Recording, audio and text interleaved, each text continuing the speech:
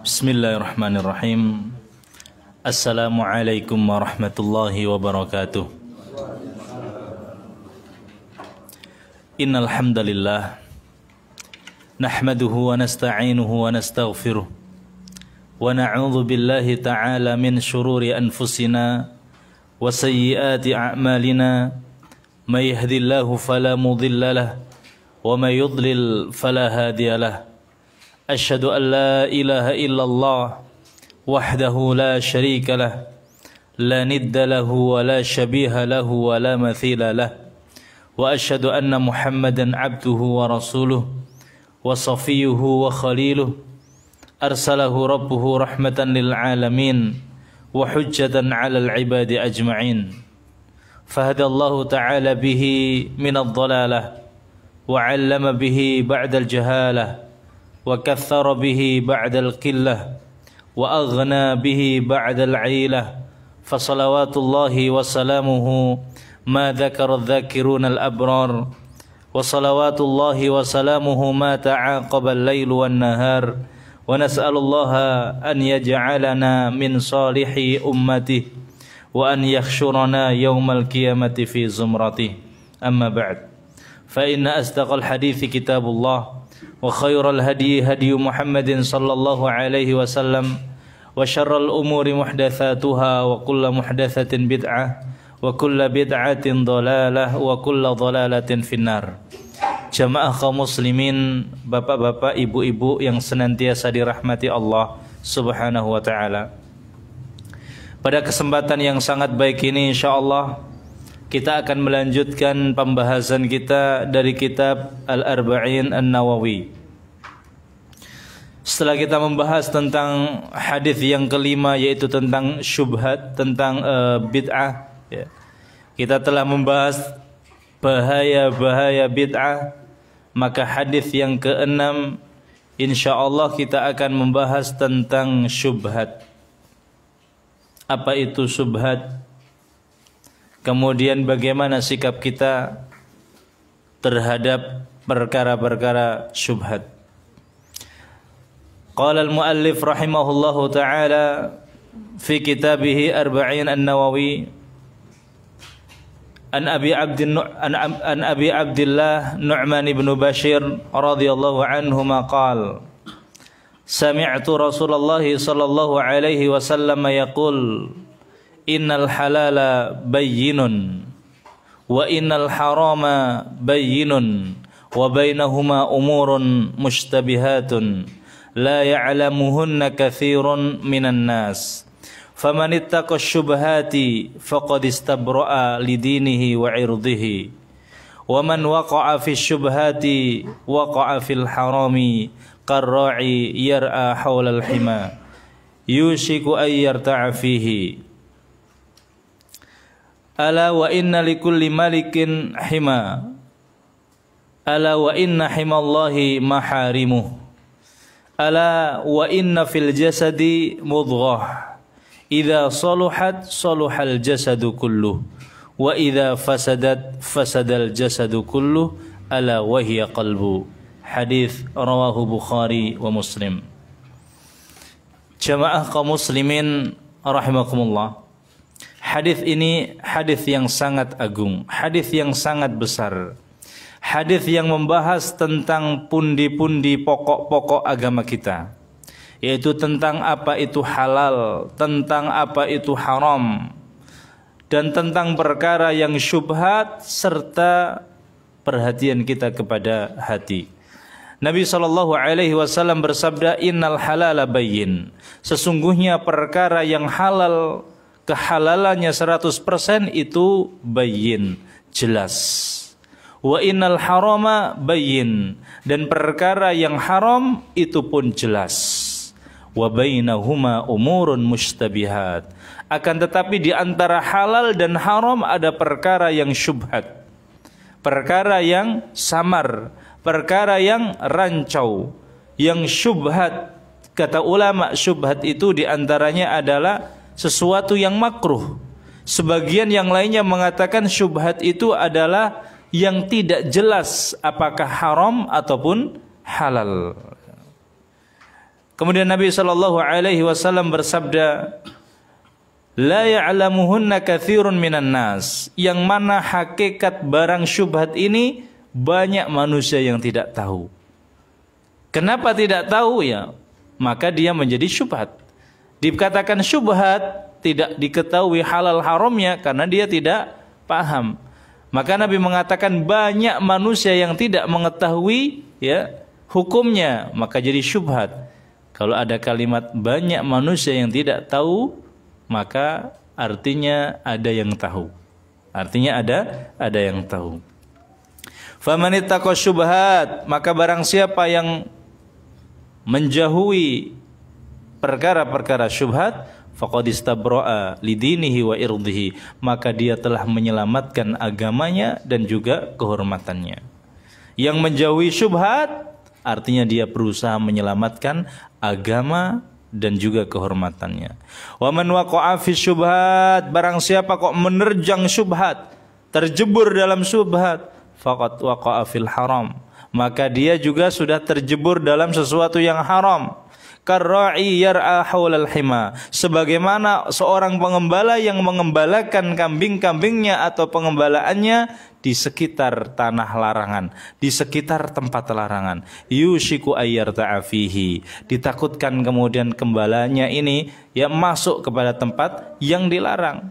Kalau dibiarkan nggak ada pagernya, makan di sekitar itu, maka lama-lama akan masuk kepada tempat yang dilarang. Ala wa inna likulli malikin hima, ketahuilah setiap raja itu punya tempat yang ya dilarang.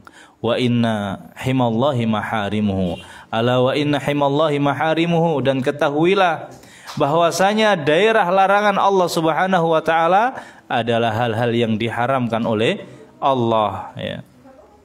Ala wa inna fil jasadi mudghah, dan ketahuilah bahwa di setiap jasad itu ada segumpal darah. Idza saluhat, ketika darah ini, segumpal darah ini ya saluhat, baik ya, maka seluruh badannya, seluruh jasadnya akan baik.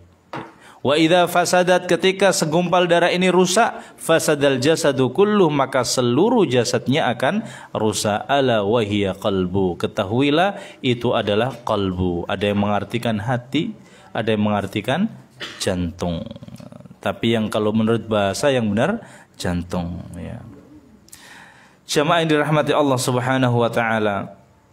Jadi ya, hadis ini menjelaskan tentang hal-hal yang jelas kehalalannya dan hal-hal yang jelas keharamannya, serta diantaranya ada perkara syubhat, kemudian perhatian kita terhadap ya perkara hati.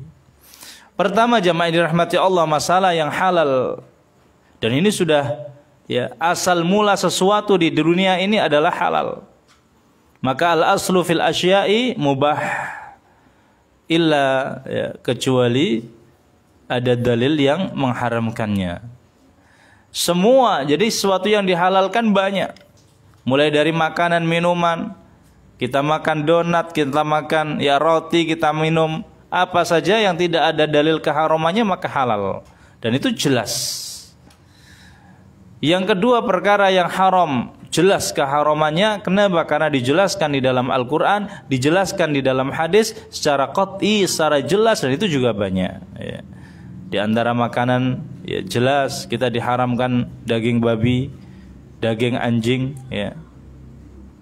Kemudian juga termasuk minuman khamr ya, itu diharamkan. Dan juga akad-akad.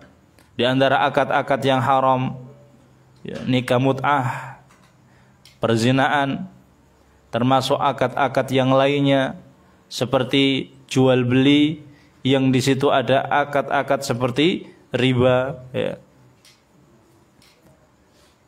Kemudian yang ketiga adalah sesuatu yang syubhat ya, yang tidak jelas apakah halal ataupun haram, yang mana manusia banyak tidak mengetahui hukumnya. Meskipun jamaah yang dirahmati Allah, syubhat itu relatif. Maksudnya relatif di sini ada orang yang kemudian menganggap itu syubhat, ada yang menganggap tidak syubhat. Karena sekali lagi syubhat tidaknya tergantung orangnya. Ada yang mengatakan barang ini syubhat, ada yang mengatakan tidak. Contohnya seorang mengatakan ini barang makanan ini halal apa tidak ya? Kok katanya di sini ada ya kandungan babinya. Yang satunya mengatakan tidak. Saya sudah meneliti, saya sudah masuk ke laboratorium dan sudah diteliti dengan seksama, tidak ada ya kandungan babinya sama sekali. Artinya yang satu merasa syubhat, apakah memang ada apa tidak? Yang satunya tidak syubhat. Jadi syubhat itu relatif. Warrasikhuna fil ilmi yaquluna amanna bihi kullu min indi rabbina wa ma yadhakkaru illa ulul albab. Yang rasikh, yang ilmunya banyak, maka tidak ada sesuatu yang syubhat. Tapi bagi orang-orang yang kemudian mungkin belum sampai ilmunya, maka itu akan menjadi salah satu yang syubhat. Oleh karena itu jamaah yang dirahmati Allah Subhanahu wa taala, hal-hal yang syubhat ini kita jumpai banyak. Kita jumpai banyak dan kadang-kadang ya memang menjadi syubhat yang ya, sampai saat ini kita tidak mengetahui apa itu hukumnya ya. Di antaranya kalau makanan, minuman barangkali ada yang kemudian syubhat, apakah halal apa tidak? Contohnya apa? Bekecot ya. Bekecot ini semua kadang-kadang mengatakan, sebagian sini mengatakan halal. Tapi daerah-daerah yang barat, Jawa Barat mengatakan haram. Kenapa? Karena menjijikkan kata mereka. Dan Allah Subhanahu wa taala berfirman, "Wa yuharrimu 'alaikumul khaba'ith." Termasuk ya ada yang kemudian mengatakan ular gimana? Halal atau haram? Gerayap gimana ya. Ini sesuatu yang syubhat. Termasuk akad-akad jual beli, termasuk bai' al-murabahah, keuntungan. Ada yang kemudian fulan, contohnya Pak Joko pengen beli kepada Pak Rudi ya. Tapi ketika dia pengen beli, dia nggak punya duit dan Pak Rudi mengatakan harus cash. Maka Pak Joko menghubungi Pak Agus. Pak Agus, saya pengen beli ke Pak Joko, ya. Pak Agus, Pak Joko menghubungi Pak Agus, ya, yang jual tadi Pak Rudi. Ya. Pak Agus, saya pengen beli ke Pak Rudi sesuatu barang, tapi nggak punya duit. Tolong, ya, sampean belikan dulu, nanti kemudian saya beli. Dibeli oleh Pak Agus 10 juta. Dijual ya ke Pak Joko 13 juta. Ibaratnya si A, si C, si B. Si A ibaratnya butuh barang kepada si C, tapi harus dibeli dengan kontan. Karena dia nggak punya duit, dia hubungi si B. B, saya butuh barang kepada si C, tapi saya nggak punya duit. Tolong sampean beli dulu, nanti kemudian saya beli. Ya. Dibeli si B dari si C 10 juta. Akhirnya si B barangnya dibeli oleh si A ya, yang memerintahkan tadi, tapi kemudian dengan nyicil. Harganya berapa? 13 juta. Apakah ini boleh? Ada yang mengatakan boleh, kan ini jual beli yang sah gitu. Ada yang mengatakan tidak, ini persis seperti utang ya. Kenapa? Karena dia nggak punya duit, kemudian nyuruh si B untuk membeli ke si C. Setelah itu dia beli dengan cara nyicil. Ini suatu yang syubhat.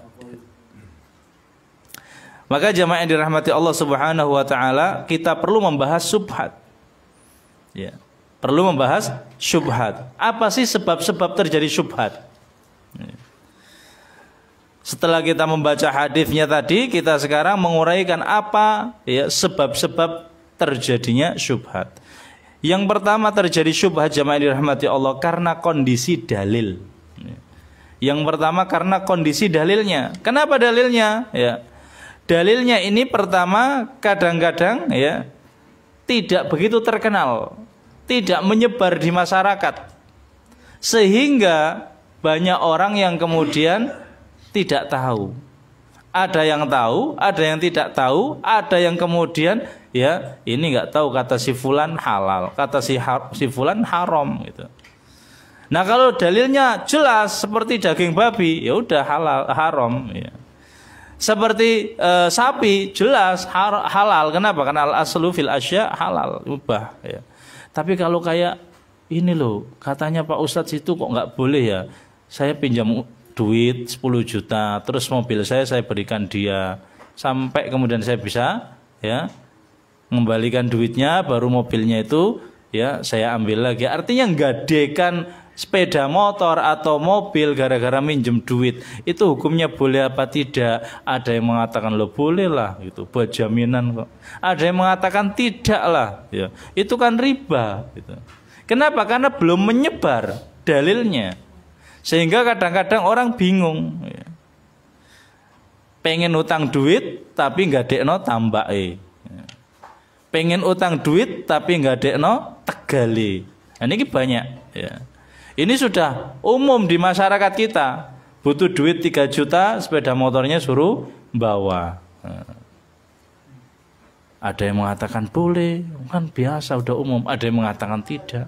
Kenapa? Karena tidak menyebarnya dalil, belum begitu nyebar. Mungkin sekarang udah banyak nyebar. Karena Nabi SAW mengatakan, kullu qardin jarra naf'an fahuwa riba. Setiap pinjaman kok kemudian bisa dimanfaatkan dari pinjaman itu, ya ada syaratnya, itu adalah riba. Ya. Bahkan meskipun toh, ya ada orang yang butuh duit, Pak, saya pinjamin duit, Pak. Iya, saya pinjami, tapi dengan syarat kau pijetin aku. Pijetnya itu riba, itu bagi yang sudah tahu, ya. Kemudian dikarenakan dalam satu permasalahan ada dalil yang berbeda, yang satunya mengatakan boleh, yang satunya mengatakan tidak boleh, dua-duanya sahih. Contohnya, ya, Nabi SAW bersabda, la yang kihul al muhrim wala yungkah. Orang yang melakukan ihram nggak boleh menikahkan dan nggak boleh dinikahkan. Kalau lagi berihram. Tapi dalam riwayat yang lain Nabi SAW menikahi Maimunah sedangkan dia berihram. Riwayatnya yang satunya rawahu Muslim, yang satunya muttafaqun alaihi. Ini membuat kita kan kadang-kadang syubhat gimana? Ini yang satunya mengatakan tidak boleh menikah dalam kondisi ya ihram. Yang satunya Nabi SAW menikahi Maimunah sedangkan dia melakukan ihram. Ya. Kalau yang seperti ini berarti perlu ditarjih, perlu kemudian dinasih atau mansuh. Kalau memang ini duluan, mungkin ini kemudian dinasih, dihapus, atau barangkali perlu ditarjih. Nah, dua-duanya sahih kok. Barangkali rawinya yang waham, gitu. Salah. Yang kalau tidak kemudian didalami ya nggak tahu. Ternyata setelah didalami, ya Maimunah sendiri mengatakan Nabi menikahi saya dalam kondisi halal. Artinya yang riwayat yang kedua yang muttafaqun alaihi itu ada waham, ada kesalahan redaksi. Meskipun sanadnya sahih. Ya. Kemudian di antara yang menyebabkan syubhat karena dalilnya nggak tegas. Nas-nasnya nggak tegas, ya. Tidak ada nas yang qot'i yang sharih ini rokok halal atau haram, sehingga masyarakat ulama semua ada beda-beda pendapat. Ada yang mengatakan makruh, ada yang mengatakan haram, ya. Ada yang mengatakan makruh, ada yang mengatakan haram, ya.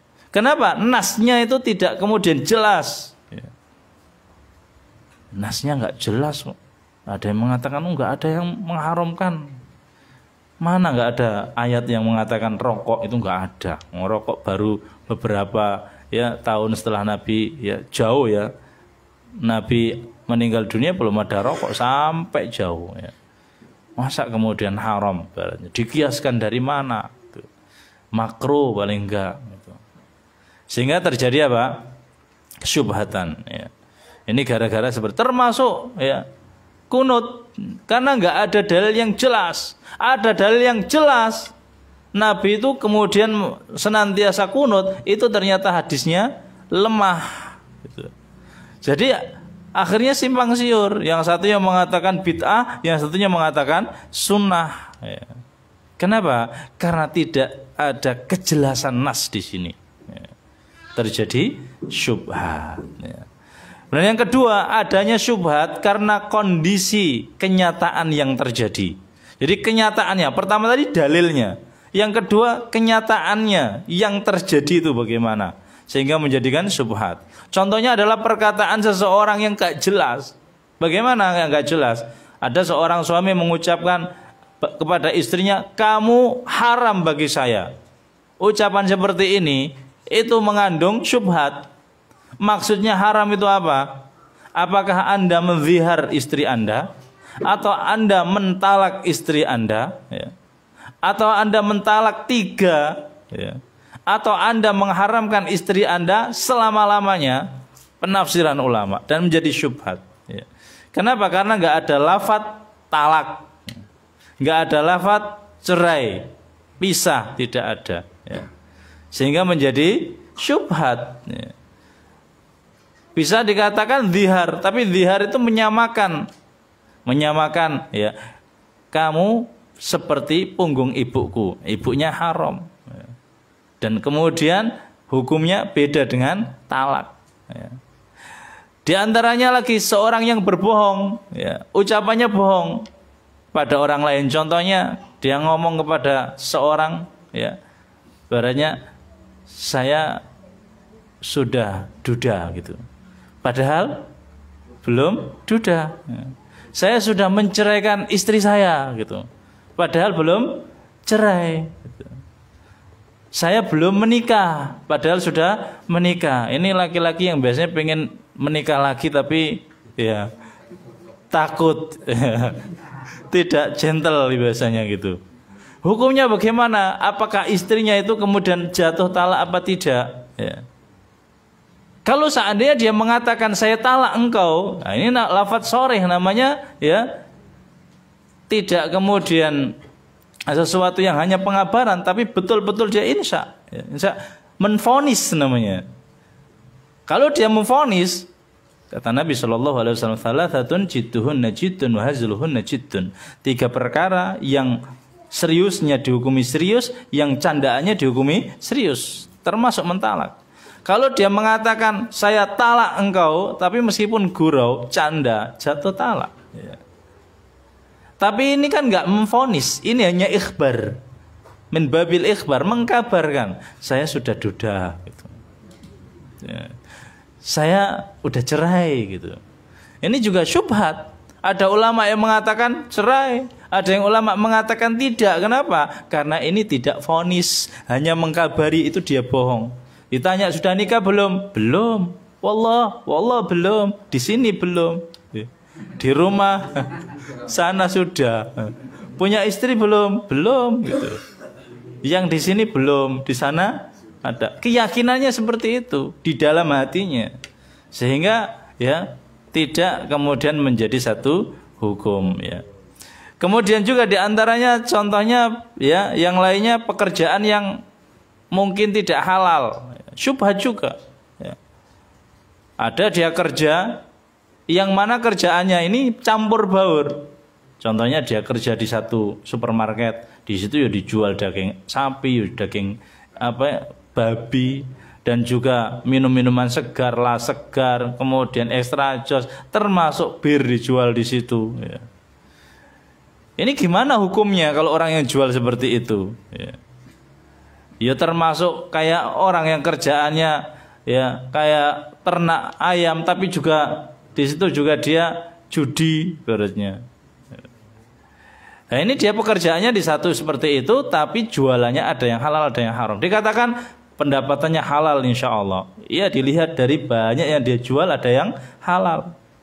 Dikatakan pendapatannya haram, iya karena juga ada yang dijual yang haram.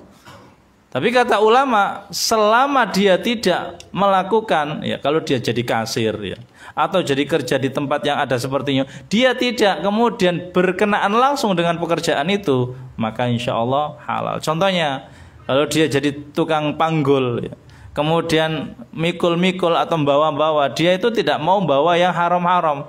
Contohnya di situ ada ya khamr atau apa, dia ngambil yang tidak khamr gitu. Nah, itu mungkin ya kalau menghindari ya. Tapi kalau tidak menghindari syubhat. Apakah itu halal, apakah itu haram? Termasuk ya kenyataan yang terjadi, kita diundang oleh seseorang yang kita tahu pekerjaannya ini campur baur. Ya dia termasuk ya jualan biasa, ya termasuk jualan miras juga. Ya. Berarti kayak artis lah. Artis yang dia jadi artis ya. Kemudian juga ada usaha jualan yang lainnya dan juga ada jualan yang haram yang lainnya. Terus kita diundang. Makan makanannya itu halal atau haram. Itu juga ulama khilaf. Ada yang mengatakan halal 100%. Ya. Kenapa? Karena kita diundang. Ada yang mengatakan dilihat mana yang lebih mendominasi. Kalau hartanya ini kebanyakan haram berarti haram. Tapi kalau usahanya lebih banyak halal, halal. Pendapat yang ketiga lebih kuat dan lebih ya sahih insyaallah. Ya. Apa pendapat yang ketiga? Ya, selama kita tidak tahu bahwasanya duitnya yang kemudian kita makan hartanya ini ya tidak haram 100% maka boleh. Meskipun bercampur. Ya. Tapi kalau kita pastikan ini yang kita makan ini dari hasil haram, maka tidak boleh. Contohnya Ustadz, ini ada ya paha kambing Ustadz, enak. Tapi ini hasil saya jualan toa Ustadz. Nah yang ini nasi goreng biasa, tapi ini jualan ini apa nih usaha saya yang halal. Nah, kita ternyata milih yang paha kambing, ya udah berarti nggak boleh. Kenapa? Karena sudah jelas. Tapi kalau nggak jelas, meskipun dia bercampur kerjaannya, itu tidak apa-apa kita makan. Dalilnya apa? Ketika Nabi Shallallahu Alaihi Wasallam diberikan paha kambing oleh perempuan Yahudi, Nabi makan. Padahal ma'ruf orang Yahudi itu mereka ya bermuamalah dengan muamalah riba. Ya. Tapi Nabi nggak tanya-tanya, dimakan oleh Nabi Shallallahu Alaihi Wasallam. Termasuk ketika dihadiahi ya Raja Muqawqis, ya Nabi Shallallahu Alaihi Wasallam juga terima. Ya. Kenapa? Karena tidak mengetahui 100%-nya di situ haram atau halal. Jadi lebih gampang jemaah dirahmati Allah. Kemudian setelah itu apa sih ya sikap yang harus kita lakukan setelah kita mengetahui banyak, ternyata syubhat itu banyak dan kadang-kadang kita nggak ngerti hukumnya. Apalagi kita belum sampai derajat mujtahid, tidak mengetahui. Ya. Maka yang perlu kita ketahui sekarang apa yang harus kita lakukan, sikap yang mana yang harus kita dahulukan terhadap hal-hal yang riba. Ya. Maka Nabi Shallallahu Alaihi Wasallam mengatakan, "Famanittaqo syubhat." Barang siapa yang menjauhi syubhat, faqad istabra'a lidinihi wa irdhihi. Kok ada syubhat kita nggak tahu halal haramnya, maka yang terbaik apa? Kita menjauhinya. Karena kata Nabi Shallallahu Alaihi Wasallam, siapa yang menjauhi syubhat, artinya dia itu apa? Menyelamatkan agamanya dan juga kehormatannya. Tapi yang jadi masalah sekarang ini, kita lihat dulu, kita tinjau dulu ya syubhatnya. Yang pertama, kalau kita tahu hukumnya dengan jelas, contohnya sekarang ini waktunya pandemi ini. Ini banyak syubhat juga. Gimana ini? Masa sholat di masjid itu harus berjarak gitu. Ya. Itu juga syubhat. Ada yang mengatakan Nabi SAW jelas menyuruh rapat gitu. Sedangkan sekarang di masjid itu sholatnya berjarak, hati nggak tenang gitu. Dah sholat di rumah aja deh gitu. Mau ke masjid harus berjarak gitu. Sehingga menjadi syubhat. Nah kalau kondisinya seperti ini dan kita tahu persis hukumnya, bahwasanya boleh. Kenapa? Karena lagi ada pandemi, jamaah nggak apa-apa, kemudian berjarak nggak jadi masalah. Kenapa? Ya kita masih bisa berjamaah meskipun kemudian harus berjarak. Ya. Jadi nggak apa-apa. Ya bagi yang mampu, yang ngerti, ya yang ngerti bahwa dia sudah menggali dalilnya, kemudian qawaidul fikihnya, usul fikihnya, istimbatnya, semua sudah digali, ternyata keluar hasilnya boleh. Ya udah lakukan dengan dalil Anda.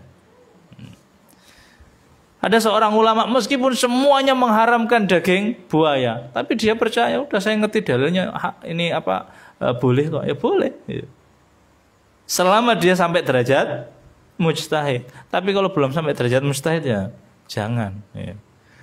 Kenapa? Karena yang menjadi ya mujtahid saja yang kemudian kesalahannya itu dimaafkan. Kata Nabi SAW, man ijtahada fa akhta'a falahu ajrun wahid. Barang siapa yang berijtihad kok salah ijtihadnya, maka dia dapat satu pahala. Faman ijtahada fa asaba falahu ajrun. Ya tapi ada kelasnya, enggak semua bisa saya ijtihad saya gitu. Ijtihad semuanya itu ada syarat-syaratnya untuk menjadi mujtahid itu berapa ribu hadis yang dihafal. Al-Qur'an jelas tahu apa itu am, apa khas, nasikh, mansukh. Mana itu yang disebut kias ini kias apa, usul fiknya udah mantap, bahasa Arabnya mantap, semuanya sudah dikuasai, boleh nanti kemudian berijtihad dengan ilmunya. Tapi kalau belum apa-apa udah kemudian berijtihad, ya, nanti banyak salahnya. Yang kedua, kalau kita tidak tahu hukumnya, dan ini yang kita bahas, ya, maka disunnahkan untuk apa? Menjauhi dan meninggalkan. Ya. Jelas kata-kata Nabi tadi, famanittaqas syubhat faqad istabra'a lidinihi wa irdihi. Barang siapa yang menjauhi perkara syubhat, maka dia menyelamatkan agamanya dan juga ya kehormatannya. Kenapa bisa seperti itu? Karena barang siapa, kata Nabi SAW, yang terjatuh pada syubhat, maka dia terjatuh kepada yang haram. Lah bukannya syubhat itu halal dan haram. Iya, tapi di antara syubhat-syubhat itu pasti ada yang haram. Kalau kita senantiasa menerjang syubhat, pasti kita akan terjatuh yang haram. Di antara 5 syubhat, 10 syubhat yang kita ikuti dan kemudian terjatuh di situ, pasti kemudian ada yang haram. Enggak mungkin semua syubhat itu halal, ya. Kemudian jamaah yang dirahmati Allah Subhanahu wa taala, itulah kalimat yang kata Nabi SAW seperti seorang pengembala yang mengembala kambing-kambingnya atau mengembala gembalaannya di sekitar daerah larangan. Lama-lama pasti akan masuk. Begitu juga yang biasa, ngerti ini syubhat, nggak apa-apa syubhat aja kok, belum jelas hukumnya, kita terjang, kita tabrak, lama-lama akan terjatuh kepada yang haram. Bagaimana praktek Nabi SAW? Ya. Nabi SAW memberikan fatwa dan dia praktek. Ya. Dalam satu kejadian, ada seorang sahabat yang bertanya, kejadian antara Abid ibnu Zam'ah sama Sa'ad bin Abi Waqqas. Abid bin Zam'ah, bapaknya Abid itu namanya Zam'ah. Zam'ah itu punya budak seorang perempuan, budaknya berzina dengan kakaknya Sa'ad bin Abi Waqqas, namanya Utbah bin Abi Waqqas. Ketika budak ini hamil, Utbah ini wasiat kepada Sa'ad bin Waqqas. Wasiatnya, nanti kalau saya meninggal, kamu rawat anak ini, bayi ini, karena ini hasil dari saya. Contohnya kalau kita contohkan, misalnya ada seseorang yang berzina dengan perempuan yang sudah menikah gitu. Ketika dia berzina kemudian hamil ini hasil anaknya laki-laki pezina, bukan hasilnya suaminya, tapi dia sudah punya suami itu. Maka kemudian ketika budak ini melahirkan, Sa'ad bin Abi Waqqas langsung datang ke Nabi. Ya Rasulullah, kakak saya Utbah bin Abi Waqqas itu berwasiat, kalau budak ini melahirkan, saya disuruh untuk merawat anaknya. Dan anaknya ini saya lihat persis seperti kakak saya, karena kakak saya yang berzina dengan budak ini. Abid, anaknya Zam'ah, dia mengatakan, tidak ya Rasulullah, budak ini punya bapak saya. Jadi anaknya, ya juga anaknya bapak saya. Gitu. Di sini syubhat. Terjadi syubhat gimana? Si istri ini atau si budak ini dalam kepemilikan Zam'ah, tapi bayinya mirip siapa? Utbah. Sedangkan Utbah pernah berzina dengan budak ini. Maka Nabi mengatakan, al-waladu lil firash. walil akhir al hajar. Anaknya itu ya punyanya yang punya tempat tidur, maksudnya suaminya atau majikannya. Sedangkan yang berzina bapak biologisnya itu merugi. Karena itu kaidahnya.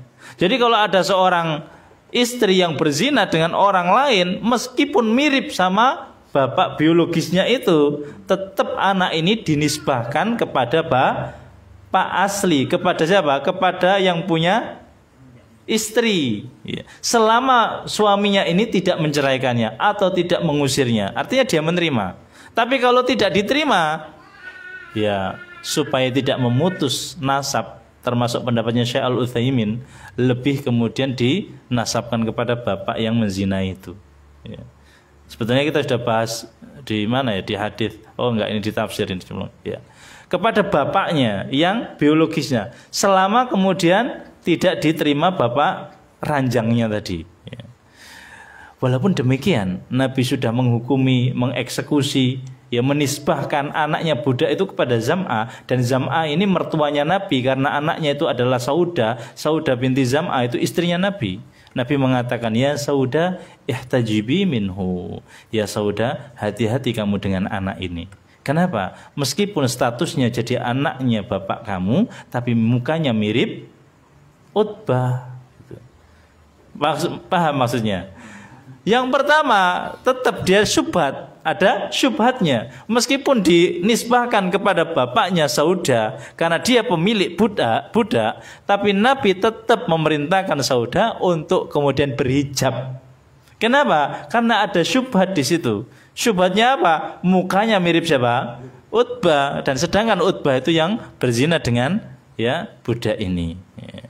Contoh yang lainnya, ini juga perkara yang kenapa? Ya tetap kalau syubhat tetap dijauhi.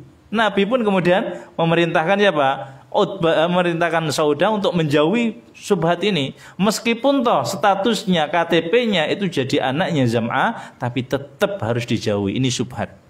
Ya.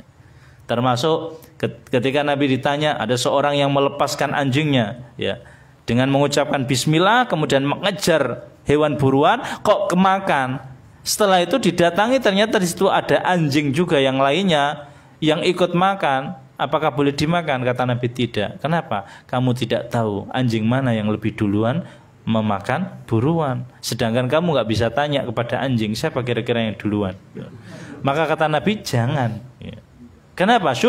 Syubhat. Tinggalkan yang syubhat. Ya. Itu yang dilakukan oleh Nabi Shallallahu Alaihi Wasallam ketika ditanya.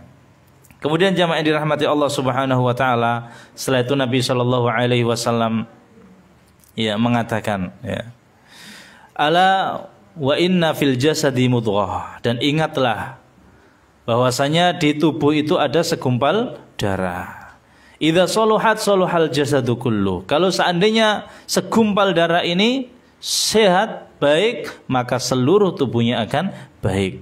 Wa idza fasadat fasadal jasadu kullu. Kalau seandainya kok rusak, maka seluruh badannya rusak. Lihat jamaah yang dirahmati Allah. Kalimat-kalimat yang diberikan oleh Nabi kita Shallallahu Alaihi Wasallam. Artinya Nabi itu begitu perhatian dengan segumpal darah ini. Baik tidaknya tubuh kita, selamat tidaknya tubuh kita tergantung ini.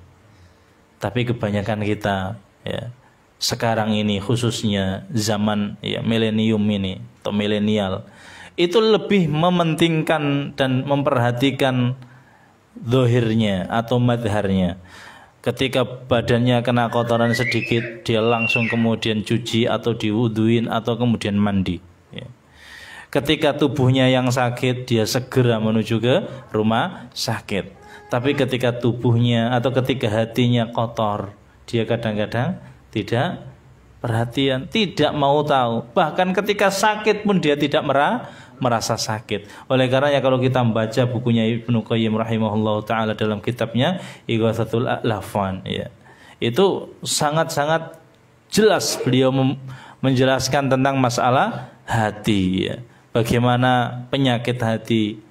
Kalau Allah Subhanahu wa ta'ala berfirman, yauma la yanfa'u malu wala banun illa man atallaha biqalbin salim.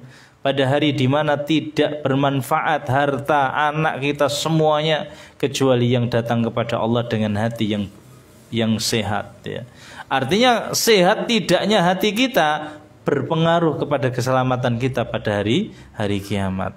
Bahkan Nabi Shallallahu Alaihi Wasallam, ya, juga mengatakan innamal a'malu binniyat. Artinya dengan niat. Niat itu tempatnya di mana? Di hati. Allah Subhanahu wa taala berfirman, la yanalallaha luhummuha wala dima'uha walakin yanaluhu taqwa. Taqwa, ya. Yang kemudian bisa mendapatkan pahala dari Allah Subhanahu wa taala. Kemudian Allah juga berfirman, fa innaha la ta'mal absar walakin ta'mal qulub.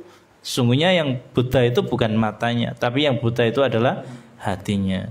Jadi hati sangat-sangat perlu kita perhatikan. Supaya kita tahu, maka kita harus mengenali penyakit-penyakit hati.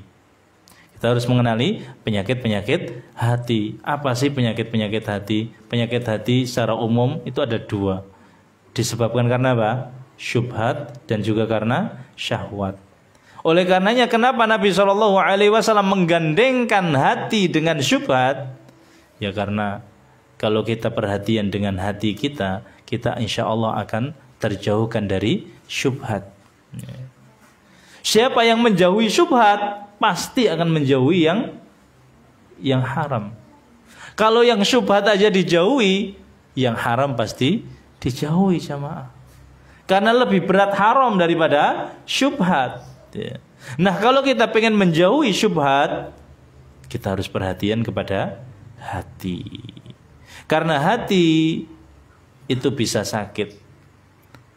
Sebagaimana tubuh kita bisa sakit. Fi qulubihim marad, dalam hati mereka ada penyakit. Kata Ibnu Qayyim rahimahullahu taala, hati itu, ya, penyakitnya ada dua. Penyakit medis dan penyakit non medis.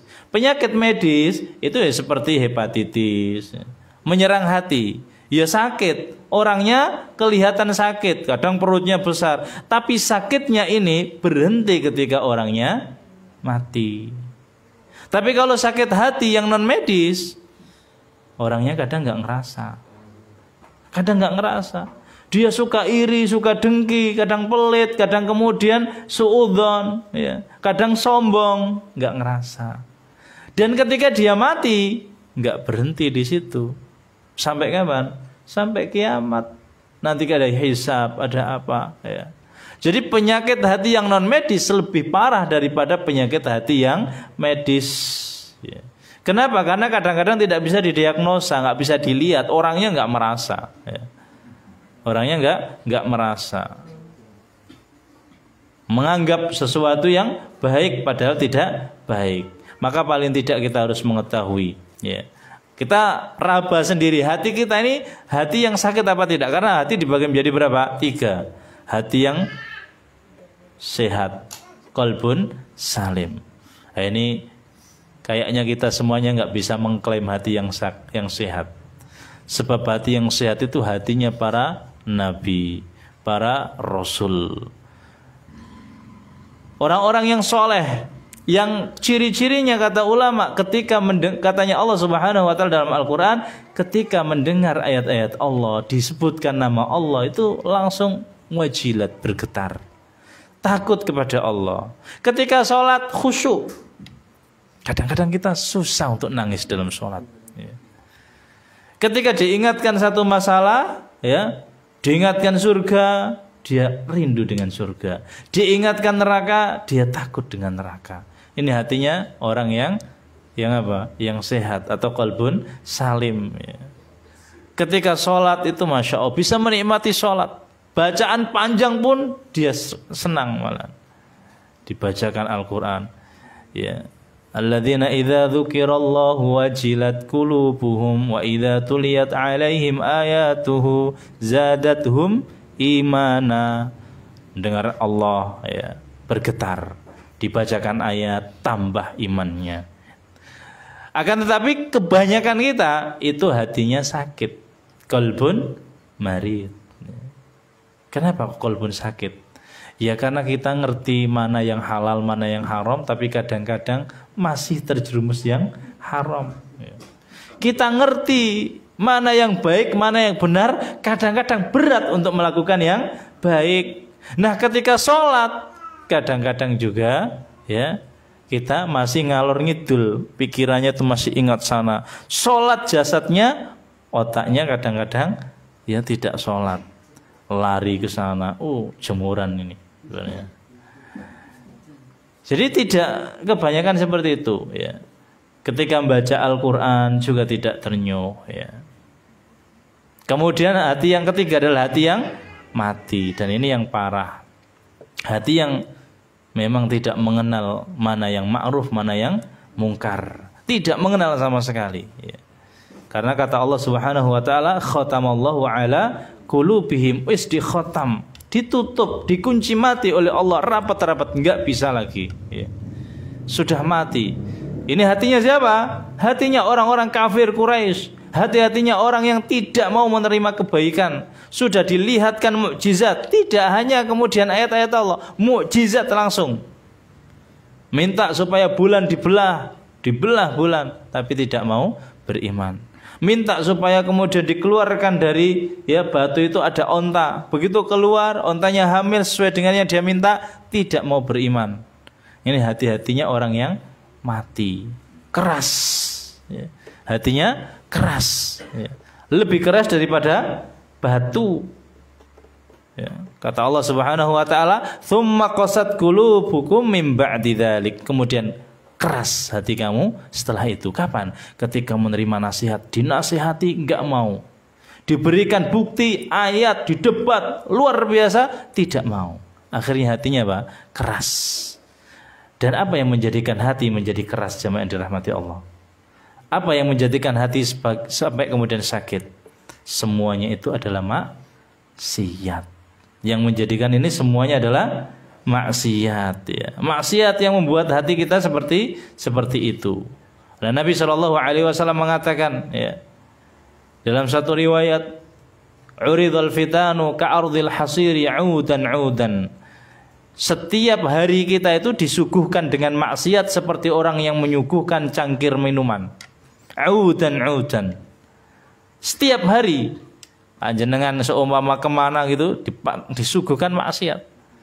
Ya, keluar lewat jalan, sepedahan, itu ada maksiat.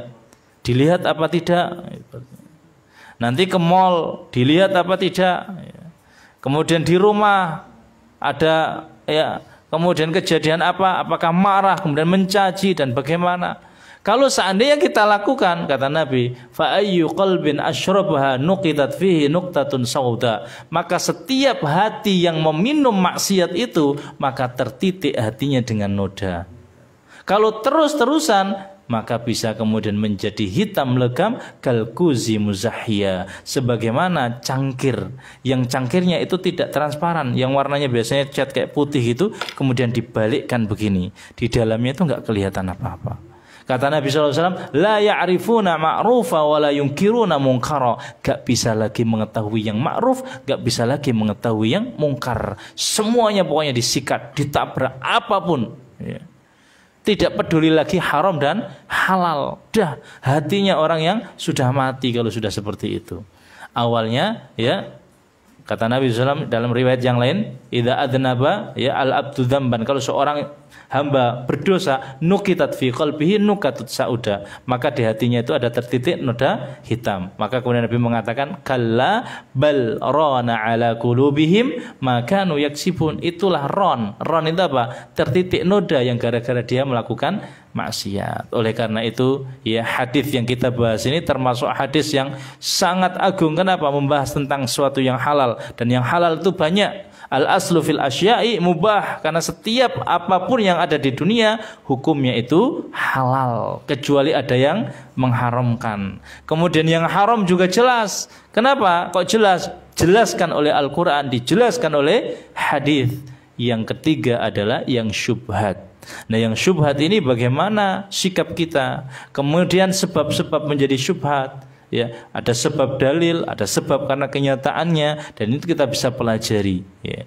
Tidak diketahui oleh banyak manusia, tapi kebalikannya, fahmul mukhalafahnya, pasti ada yang mengetahui. Siapa yang mengetahui? Ulul ilmi, yang memiliki ilmu. Kemudian solusinya gimana? Kalau nggak ngerti, betul-betul nggak ngerti, jauhi syubhat. Jauhi syubhat. Bagaimana kita bisa menjauhi syubhat? Bersihkan hati. Perhatian dengan hati. Warok. Warok itu apa? Warok itu kita meninggalkan dunia karena takut merusak akhirat kita. Itu disebut apa? Ya, menjauhi syubhat. Menjauhi syubhat itu warok. Warok itu kita meninggalkan dunia karena supaya apa? Dunia akhirat kita tidak rusak, tidak rusak. Mungkin itu penjelasan dari hadis yang ke-6 ya, tentang masalah syubhat. Mudah-mudahan kita mendapatkan tambahan ilmu dan keberkahan, khususnya untuk saya dan umumnya untuk jamaah. Kita tutup dengan kafaratul majlis. Subhanakallahumma wa bihamdika asyhadu an la ilaha illa anta astaghfiruka wa atubu ilaik. Assalamualaikum warahmatullahi wabarakatuh.